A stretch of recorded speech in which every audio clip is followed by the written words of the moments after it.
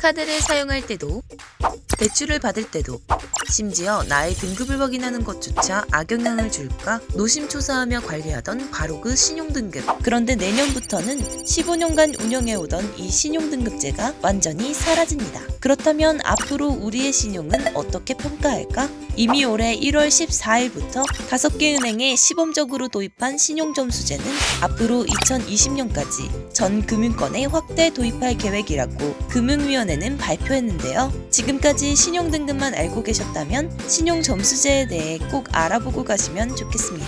첫 번째, 대출문턱 효과 없애주는 점수제 신용평가. 대출을 해줬을 때 얼마만큼 잘 갚을 수 있는지를 점수로 산출하여 나타내는 것을 신용평점 제도라고 하죠. 신용등급제에서는 1등급에서 10등급까지 나뉘어져 이에 따라 대출 금액과 대출 여부가 결정됩니다. 그런데 여기서 같은 등급이라도 점수가 몇십 점씩 차이가 나기도 하고 1점 차이로 등급이 떨어지는 경우가 빈번히 발생하면서 1점부터 1000점까지의 신용점수제로 전환하게 된 건데요. 이렇게 점수제로 평가하게 되면 등급제보다 더 낮은 금리로 대출을 받을 수 있는 장점이 있습니다. 특히 6에서 7등급 이하의 계층이 겪었던 대출문턱 효과가 사라질 것으로 보이는데요. 신용등급제에서는 6등급과 점수로는 딱 1점 차이더라도 7등급이라는 이유로 대출이 거절되거나 더 높은 금리로 대출을 받아야만 했습니다.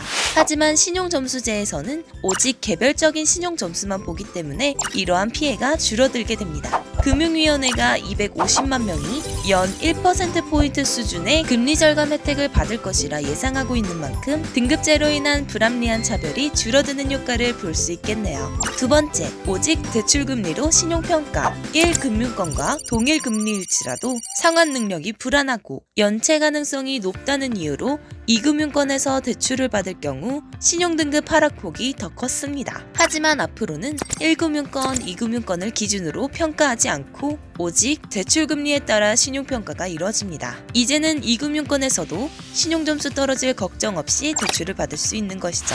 세 번째, 넓어진 신용평가 분야. 이제 막 사회생활을 시작했거나 전업주부, 고령자 등은 금융거래 활동이 부족하기 때문에 높은 신용등급을 받을 수 없어 신용평가에 다소 무신경했을지도 모릅니다. 하지만 앞으로는 공공요금 및 보험료는 물론 통신비와 아파트 관리비, 도서관 연체 이력까지 비금융에 해당하는 분야에서도 신용평가가 이루어집니다. 이 분야 역시 금융권 분야와 마찬가지로 연체 없이 활동 시 높은 가점을 받을 수 있습니다.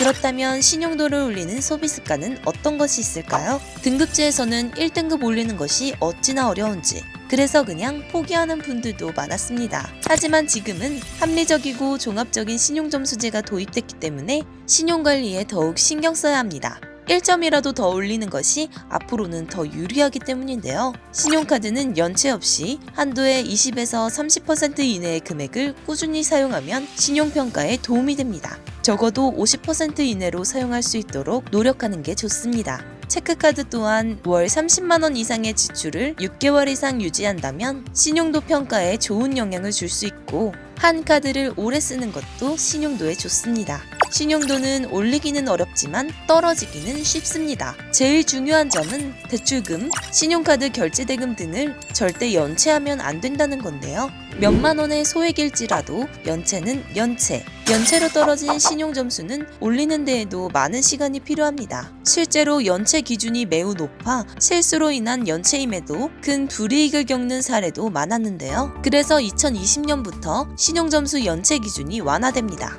또한 연체 이력 정보 보유 기간도 단축되어 많은 사람들이 연체 등록 해제로 신용점수가 상승할 것으로 보이는데요. 그럼에도 연체는 신용평가에 좋지 않으니 신용카드 결제대금을 미리 납부하는 선결제 서비스를 이용해 신용점수를 쌓아나가는 습관을 가지는 게 좋습니다. 또 요즘은 앱을 통해 간단히 나의 신용도를 체크해 볼 수 있는데요. 더불어 신용도를 올릴 수 있는 서비스도 이용할 수 있습니다. 이 서비스로 통신비와 같은 납부를 연체 없이 사용했다는 서류를 공인인증서 인증으로 앱에서 간단히 제출할 수 있는데요. 제출하는 즉시 신용점수가 올라가니 이러한 서비스로 신용도를 올려보는 것도 좋은 방법입니다. 신용을 확인한다고 해서 신용도가 떨어지는 일은 없으니 걱정하지 않아도 됩니다. 다각도에서 신용평가가 이루어지는 만큼 사회 초년생들도 반드시 신용점수를 미리 관리해보길 바랍니다.